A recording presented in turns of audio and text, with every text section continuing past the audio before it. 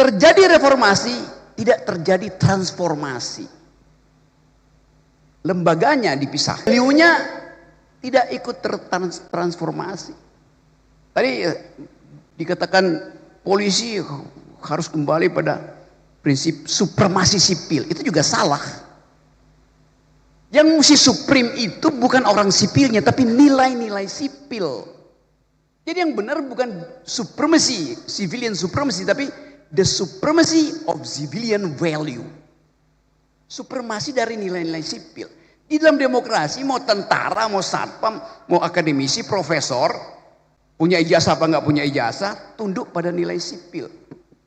Lampu merah artinya tentara harus berhenti, polisi harus berhenti, profesor harus berhenti. Itu namanya nilai sipil. Jadi lampu merah itu nilai sipil, lampu hijau nilai sipil. Nah, itu yang kita mau biasakan kan.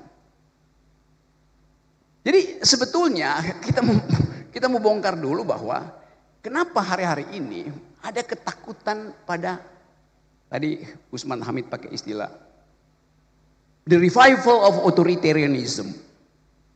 Sebetulnya itu masih abstrak, kembalinya otoritarianisme. Lebih tepat creeping militarism.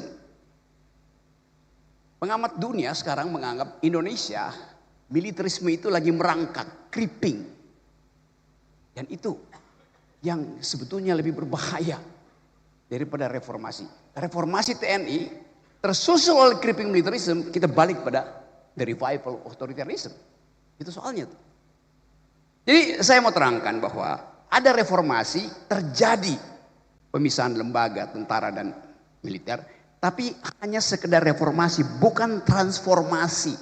Kenapa? Karena nilai-nilai militeristik tidak tercegah di 98. Nilai-nilai itu carry over ke dalam sistem demokrasi.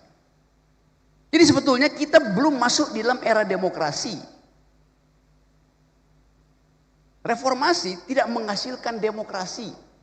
Terjadi perubahan kelembagaan tapi tidak terjadi perubahan nilai-nilai berdemokrasi. Dengan kata lain, kalau kita sebut kita pindah dari otoriter ke demokrasi. Pindah itu artinya langkah keluar dari orde baru masuk ke orde reformasi. Kita baru keluar dari, belum masuk ke. Lembaga-lembaganya lengkap. KPU ada, parlemen ada, Mahkamah Konstitusi ada, DPR ada. Lembaganya lengkap, tapi pelembagaan belum berlangsung sempurna. Hanya itu yang mau kita pastikan.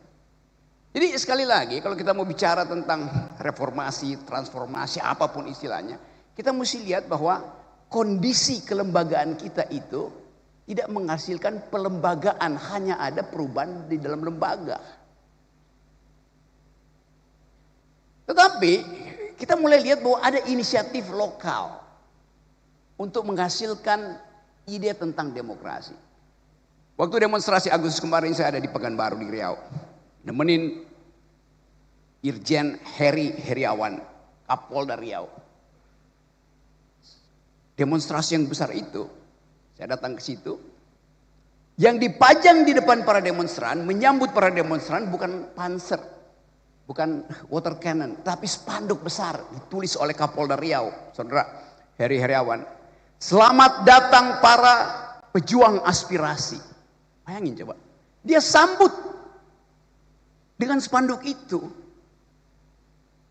Nggak ada ketakutan. Demonstran ngoceh suka-sukanya. Karena dia anggap demonstrasi itu pejuang aspirasi. Dengan cara itu langsung terbagi kimianya tuh. Pejuang aspirasi diterima. Provokator dihalangi. Yang memperjuangkan aspirasi pasti pakai argumen.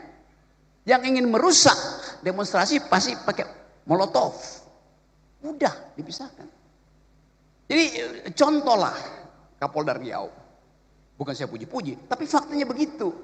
Dia menerima protes itu sebagai pejuang aspirasi. Spanduknya di depan. Mahasiswa datang, digelar spanduk di depan tiba-tiba. Selamat datang para pejuang aspirasi. Karena kita menghormati mahasiswa yang berjuang untuk menghasilkan perubahan politik. Itu dasarnya. Satu waktu saya bertemu dengan Pak Kapolri.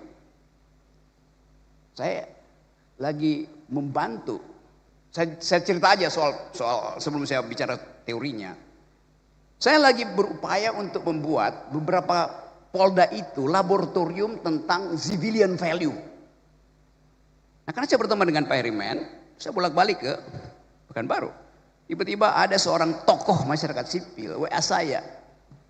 Rocky Gerung, Anda ternyata sudah dibeli oleh polisi itu. Bayangin coba. Kenapa? Terlihat Anda berfoto dengan Pak Sigit, Kapolri. Lagi nanam pohon. Dan Anda bicara, pidato di samping Kapolri. Saya bilang enggak. Pak Sigit tidak di samping saya, dia di belakang saya. Kenapa enggak dibalik? Bahwa saya yang membeli Kapolri, bukan saya yang terbeli. Karena saya nyusun kurikulum tentang hubungan antara polisi dan lingkungan yang disebut green policing yang dipromosikan oleh Kapolda Riau.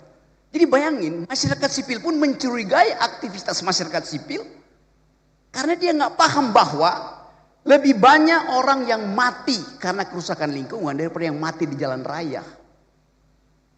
Itu soalnya. Jadi kepicikan aktivis masyarakat sipil juga ada karena kecengengan, nggak bisa berpikir. Kalau saya kritik, saya juga kritik lingkungan saya yang mencurigai hubungan antara aktivis, dosen, jurnalis dengan kalangan kepolisian. Rocky Gerung sudah terkooptasi oleh Kapolri. Lo dalam isu lingkungan terbalik, Pak Sigit terkooptasi oleh isu lingkungan yang saya buat. Begitu dong fairness-nya tuh. Jadi kita lihat bagaimana kepicikan itu ada di dalam bahkan masyarakat kita. Dan itu terjadi karena satu hal. Di belakang kepala kita, di belakang kepala mak-mak, di belakang kepala para dosen, kepala jurnalis, ada isu yang unexplainable, unspeakable. Yaitu soal fufu-fafa dan soal ijazah palsu. Itu yang jadi background kemarahan publik yang tidak mungkin dia ucapin. Karena menunggu kepastian isu ini sampai di mana tuh. Kita bikin riset, saya bikin riset, isu ini akan ada di semester ke depan, masih ada di situ. Jadi kita mau coba bahas sekaligus apa yang kita sebut sebagai reformasi sebetulnya basisnya adalah kecurigaan masyarakat sipil terhadap penyelesaian kasus-kasus yang sangat sensitif. Mereka tidak bisa ucapkan, saya pakai satu istilah, deep psychology, psikologi dalam masyarakat kita adalah bimbangan, kecurigaan, ketidakpastian. Ketidakpastian politik sekarang disiram dengan ketidakpastian ekonomi. Maka orang akan cari siapa yang harus bertanggung jawab.